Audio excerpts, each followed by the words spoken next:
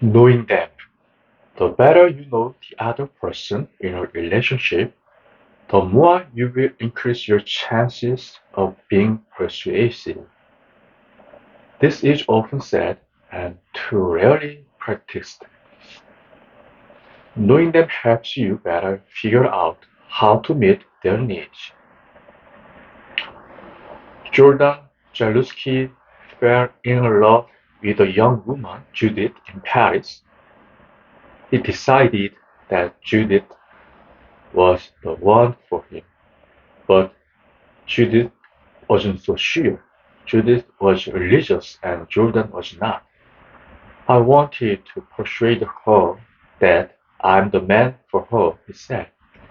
So he read and learned as much as he could about her religious values. I got in touch with people in her life to know more about what she values. He said he let her know he was doing this.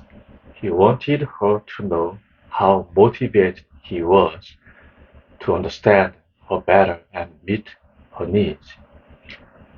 Don't wrong. This could come across as creepy. Don't open it with a clear declaration of good intentions. It is more likely to seem charming. Judith's hesitation ultimately disappeared and she flew to America to visit him, and they had a romance. It didn't work out for various reasons, but Jordan, an attorney in London, demonstrates clearly how to overcome barriers to a relationship. Make it about their needs as much as yours.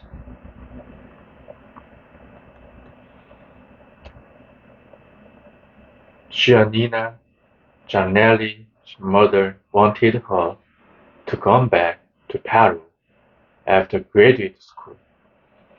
I thought she wanted me back to control my life, Giannina said.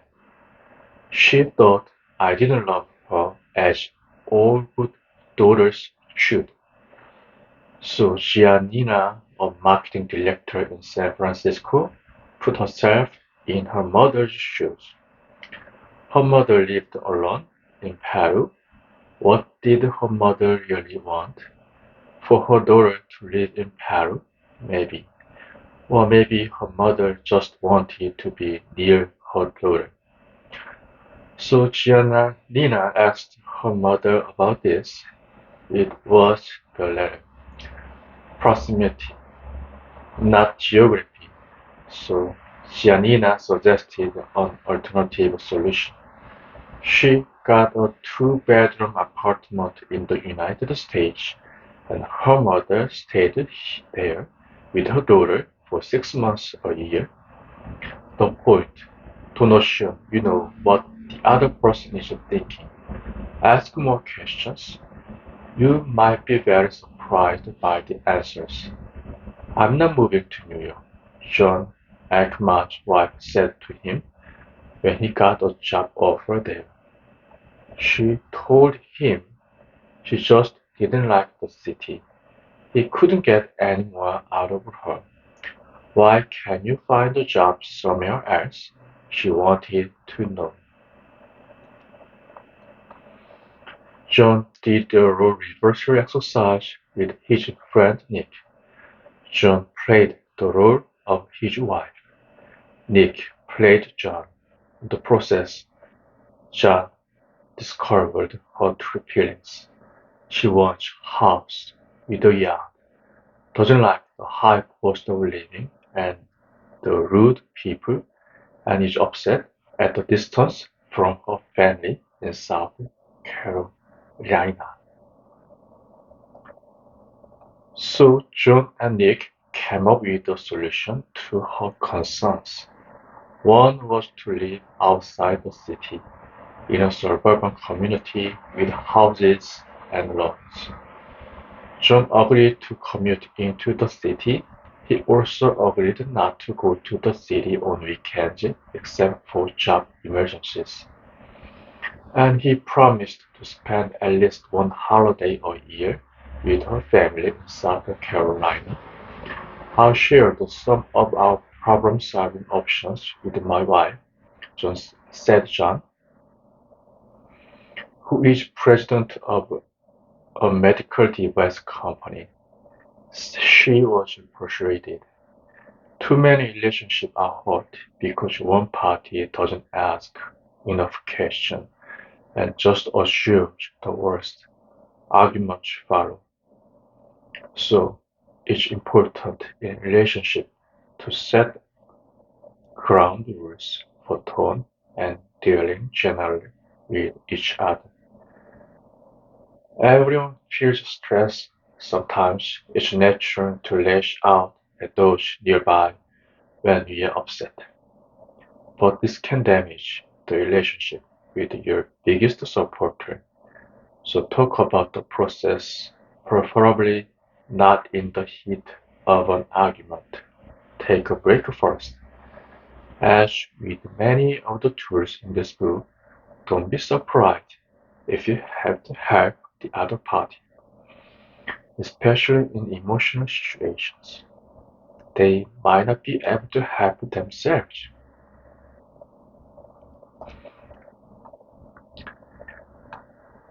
Karen Hart Thompson's 7-year-old daughter would not dress herself quickly enough in the morning and was constantly missing or nearly missing the bus. Threats and punishment had proved useless. So Karen did a role reversal in which Karen played the role of her daughter. What Karen realized was that her daughter needed help in the morning. She wasn't organized enough to get herself out the door on time. So Karen bought a shiny new clock for her daughter's bedroom. Mommy and daughter had a nice talk the night before about getting her clothes and things ready. It also gave her daughter more time with mommy. At the end, her daughter felt more control of her life. We reduced the level of emotion and identified the real issues, said Karen, a senior travel manager for Viasat, a satellite communication company in California. Karen explained to her daughter that mommy had a hard deadline to leave for work to make money for all the fun things the family did. Her daughter began to be ready on time. Standards. Although standards are best in hard bargainer situations, they can also be useful in relationships. Be careful how you use them, as they can be perceived as aggressive. One of my former students had a demanding job, and she wanted her husband to take more responsibility for raising their children. But her husband was reluctant to switch roles, so the wife pointed out that the other man, whom her husband respected, provided significant care for their young children. "Do you think people look down on that?" his wife asked. Essentially, the wife mused the standard set by third parties her husband respected. Seeing her point, her husband agreed to provide significant care for the kids. A key point is that this was all done in a loving, collaborative tone. It is important to first agree on the standards to be used. Just because the first standard doesn't work, it doesn't mean that no standards will work. Julia wanted a journalist she knew to write about her dance show in the local newspaper so they could get free publicity. But journalists can ethically do that. It's biased promotion. However, journalists can write about legitimate issues, and in those stories, mention the source of story.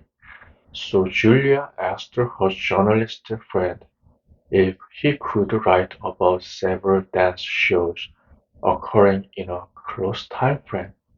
Yes, he answered.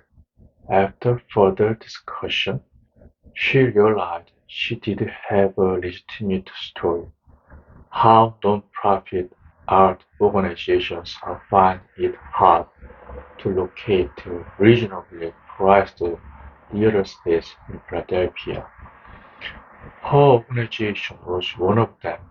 The journalist agreed to write the article and mention the date and location of Julia's show.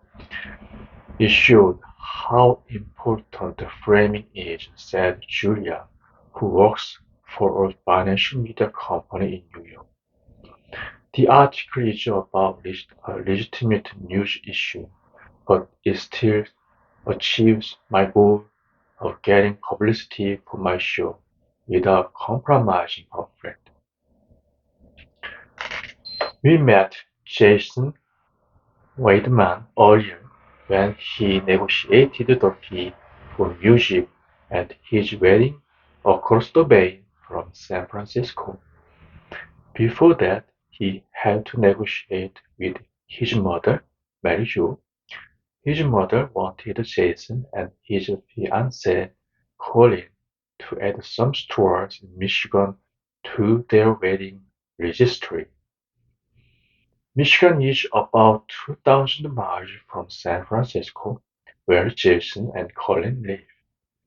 Mary Jo, however, and some of the other wedding guests live in Michigan.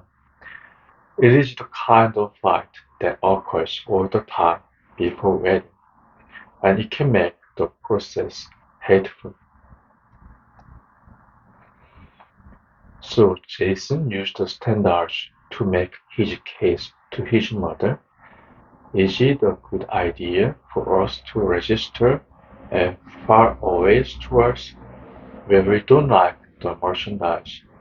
In order to make it easier for some of the guests, he asked. His mother said no. Jason then asked if she thought it would be inconvenient for Jason and Colin to have to handle returns and exchanges remotely. She said yes, it probably would be. Then he asked if there were any specific guests who were not capable of buying gifts online. His mother could not name one.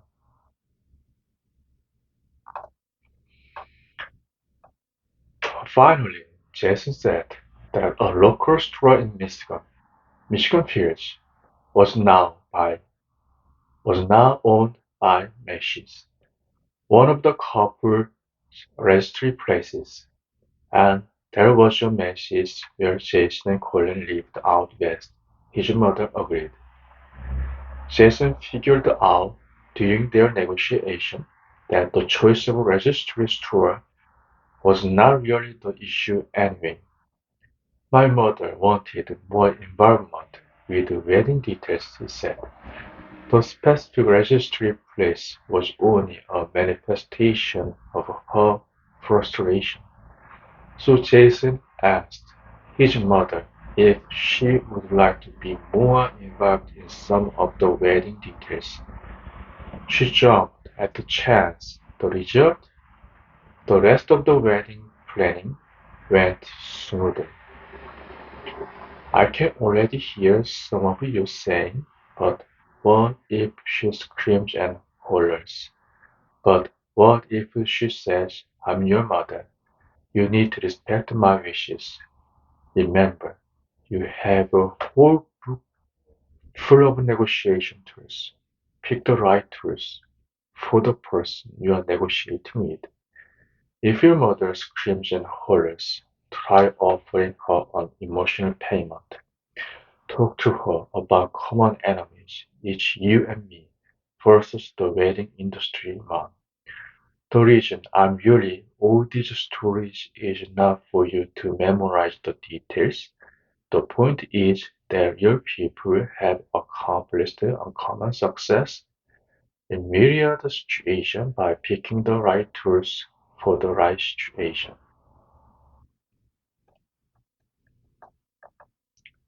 And let's be clear, you'll never achieve a 100% success rate. To repeat, the title of this book is Getting More, not getting everything, but you will get more and will increase the quality of your life when you use the tools and models discussed in this book. When using standards in relationship situation, tone is very important. That's because standards tend to push people by using their own criteria. A cold or even neutral tone can cause the relationship to fray. Sharif Attar was planning to go out to dinner with a male friend. His girlfriend thought his friend was morally suspect and urged him not to go. She didn't have any specific evidence. Instead of bridling at this, Sharif, now a hedge fund partner, asked some standard questions. Is it okay to pass judgment on someone you don't know well? He asked in a caring, collaborative tone. It gave his girlfriend something to think about. Don't you trust my judgment? He asked again in a soft, caring tone. His girlfriend agreed to give the friend the benefit of the doubt, and Sherry went out to dinner without an argument. Clearly, thinking about how to frame the situation helped the sheriff's girlfriend to see that perhaps she was being unfair. But his tone conveyed that he cared deeply about her and reduced the emotional content of the conversation.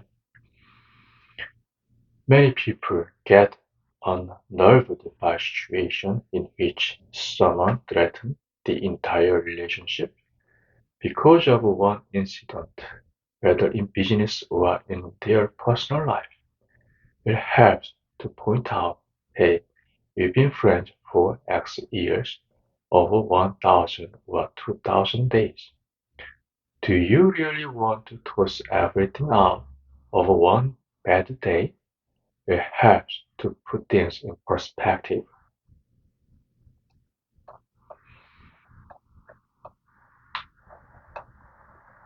Goals and relationships.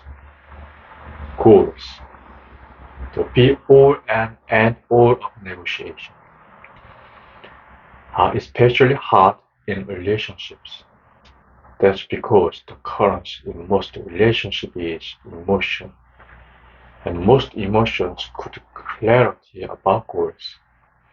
The expression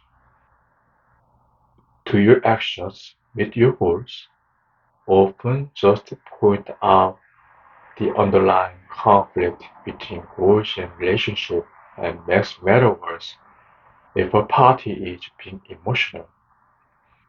Successful negotiation in a relationship requires empathy, sensitivity to the other person's feelings and perception, as much as it requires focus on your goals. Devin, Griffin's wife, Sarah, they got married since the last chapter.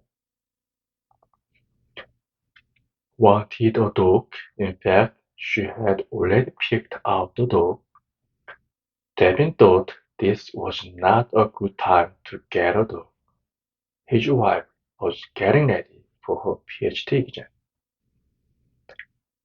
Devin was unable to care for the dog because of his own workload. It was a very emotional situation. The thing Devin decided not to do was to tell his wife that now was not the time to get a dog.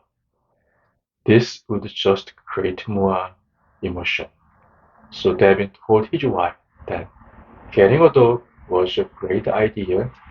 He asked her how she thought having a dog then would play out. Who will walk the dog? Who will play with the dog? Who will train the dog? Who will feed the dog? Who will care for the dog when we are both at work or school? If we don't have enough time for the dog right now, is it fair to the dog?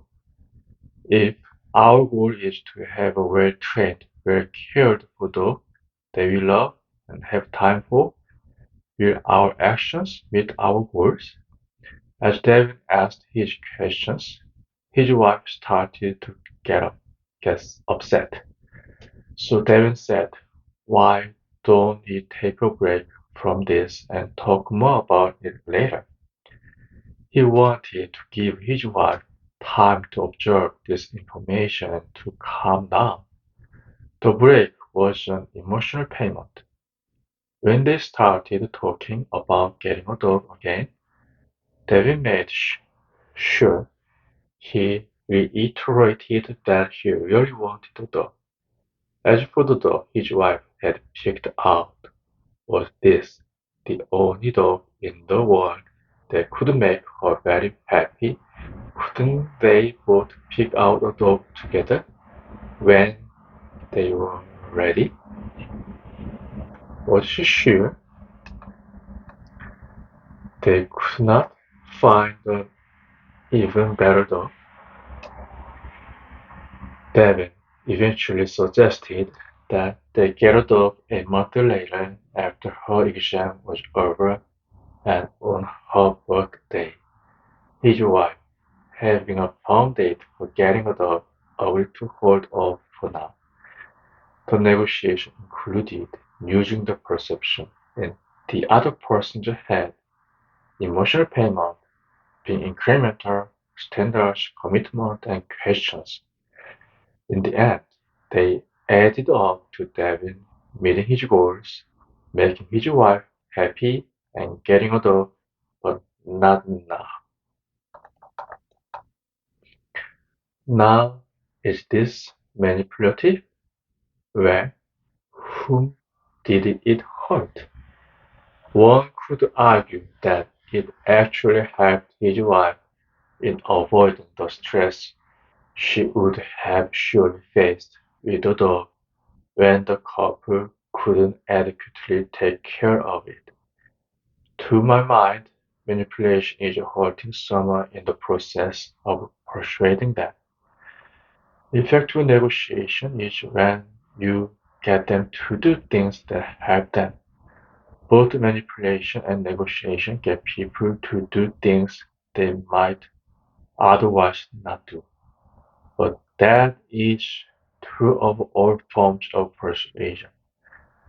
The key is whether or not you are doing it for the right reasons, and the effects on the other party. You must be careful not to hurt your friends while persuading them. Laura Baguerra, now an attorney in New York, persuaded her friend to go to a rock concert with her after classes ended. Her friend said she had to study for exam instead. Laura reminded her that the previous year they were too tired to study anyway after the last day of classes. So her friend wanted to consult as and as Laura rightly thought, her friend did fine on the exams. But what if your friend really has to study or do something else that might conflict with your plans? It could hurt your relationship. If your friend does poorly in something as a result of your persuasiveness, it's something to consider and is the question that Nelson reflected on after pushing for a free beer in Chapter 4. Laurent Bellamy offered a visiting friend a room in this apartment near the University of Pennsylvania. His friend wanted to rent an apartment in Center City, Philadelphia, about 20 blocks east. The friend said he wanted a real-life experience in the US by being close to restaurants, parks, and shops. Laurent noted that 20 blocks is very close to Center City and could even be walked. As such, it was well within the parameters of being in the city. Laurent also said that sharing an apartment would save his friend money, which he couldn't use to travel the US. "We've been friends for 10 years," said Laurent. "Now an attorney in New York, I always want what's best for you." Essentially, Laurent showed his friend through framing that his friend's goals could be met even better by doing things another way. Laurent's credibility increased by invoking their long friendship. His friend agreed. Here is a business example. The client, for a sales manager for a large technology company, did not want to show him next year's budget, a private document. Emotion surrounds privacy, fear of misappropriation of something valuable. The sales manager asked his client to describe the company's goals. One was for the manager and his team to provide one specific advice to increase the client's return on investment. The sales manager said he was there to help the client and invoked their long relationship together. The manager then wanted to know how his client could meet their goals without his revelation of the budget. The client showed him the budget. Invoking the relationship was the emotional payment that caused the client to be able to better focus on their goals.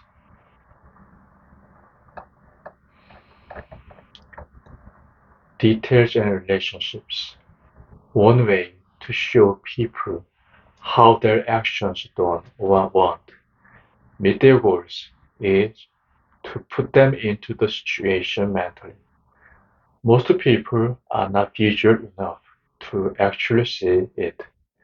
If they are able to be open or patient enough to allow a picture to be painted for them, it is a powerful persuasive tool in general and for relationships in specific.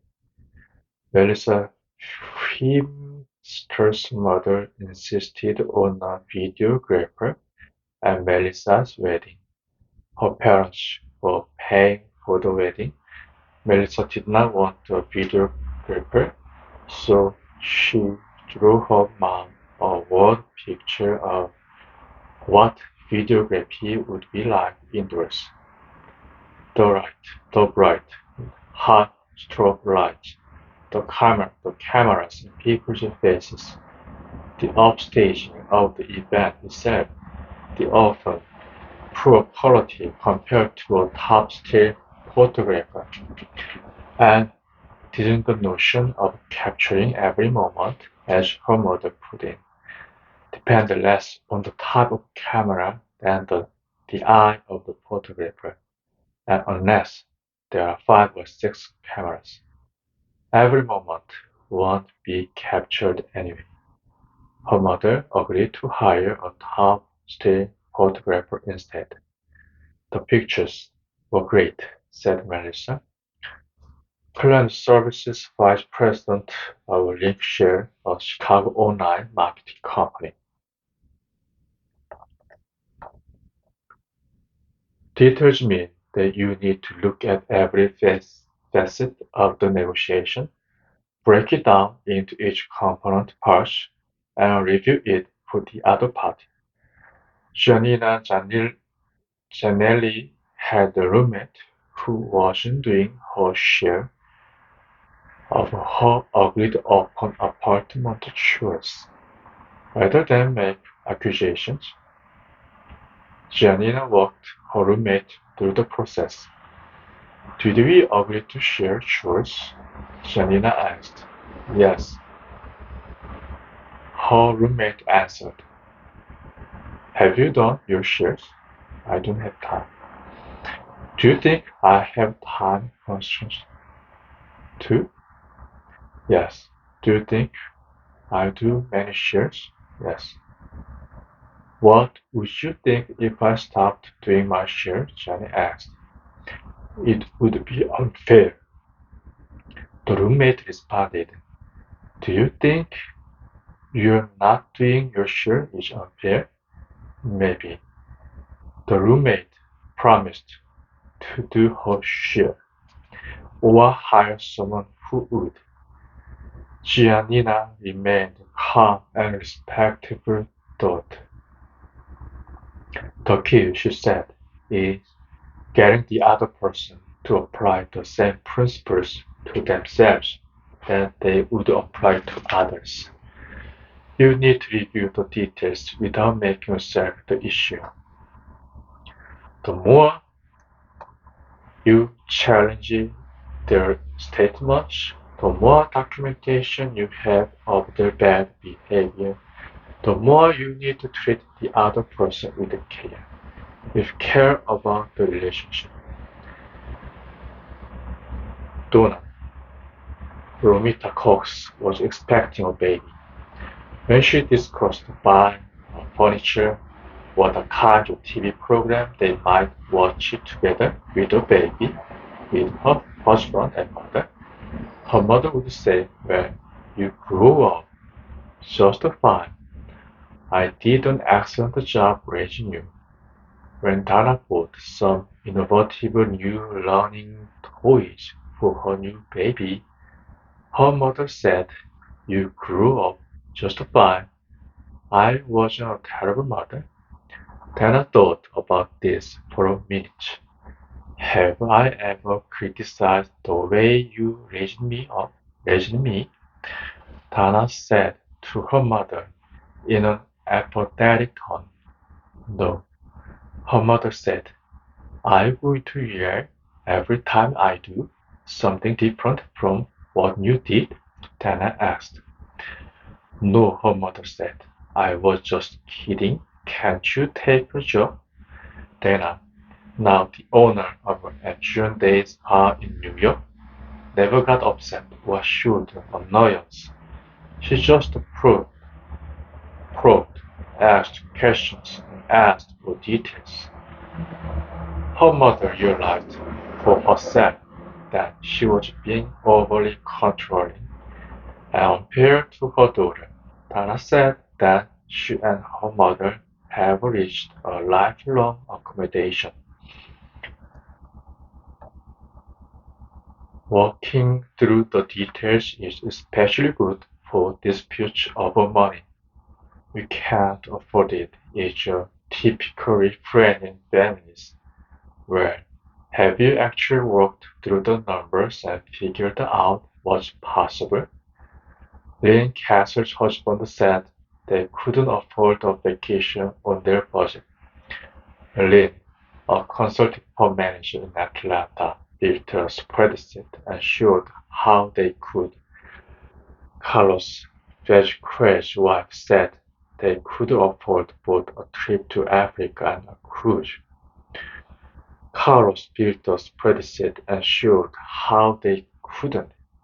In both cases, the spreadsheet were persuasive. The details valued them, he said. It was a key part of the reframing. If one partner says we can afford a vacation, renovation, car, or membership, ask what afford means. How much money are they talking about? Perhaps a cheaper alternative is possible. I once had an MBA graduate who asked for additional compensation because she couldn't afford to live in New York City otherwise. After being declined, she prepared a spreadsheet of all her expenses, including student loans, and gave it to the hiring partner. An additional signing bonus, bonus advance, and some other funds were provided. It was a business relationship, and the student had to be very humble and tactful. The relationship environment. Most of the questions I get on where a negotiation should be held center on how to get power over someone else. This is a bad way of thinking, since making others uncomfortable hurts most relationships and deals, and good negotiators will call out the bad behavior anyway.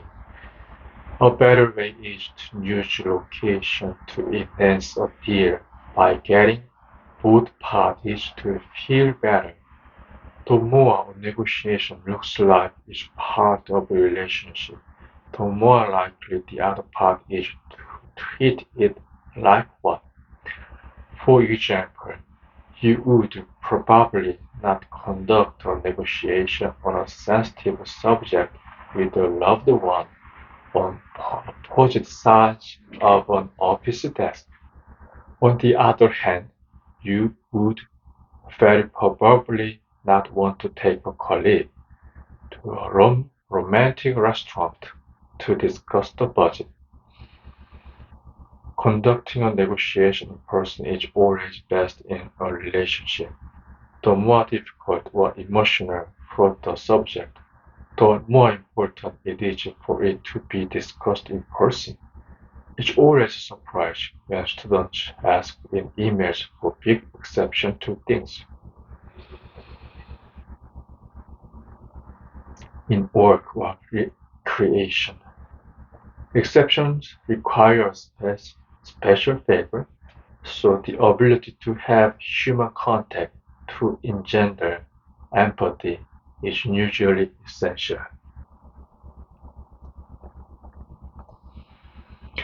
Georgie truly realized this when he wanted to become involved in a friend business.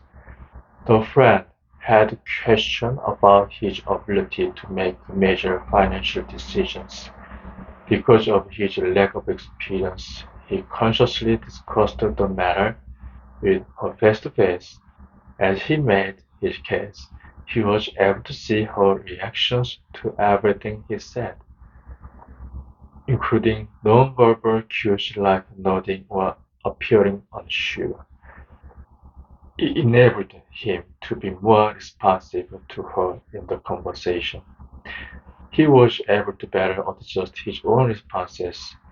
As a result, she saw him as more thoughtful than she had originally believed.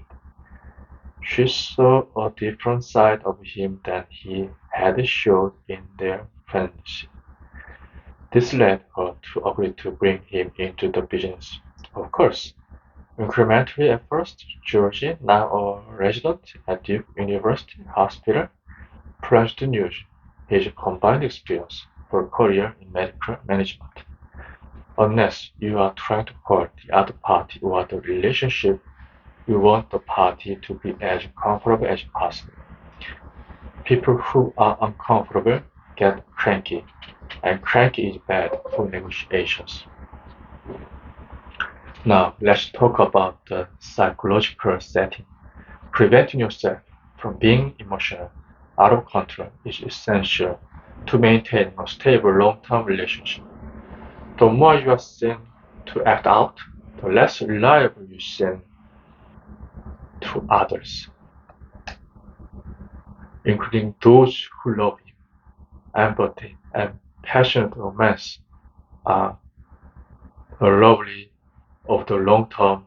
However, people want a safer harbor, not stormy weather, however exciting at the time. Jessica Tate developed a problem working with another producer of a play at Wharton. She was angry at him for interrupting her repeatedly. She showed her anger. He got angry in return. Their relationship soured.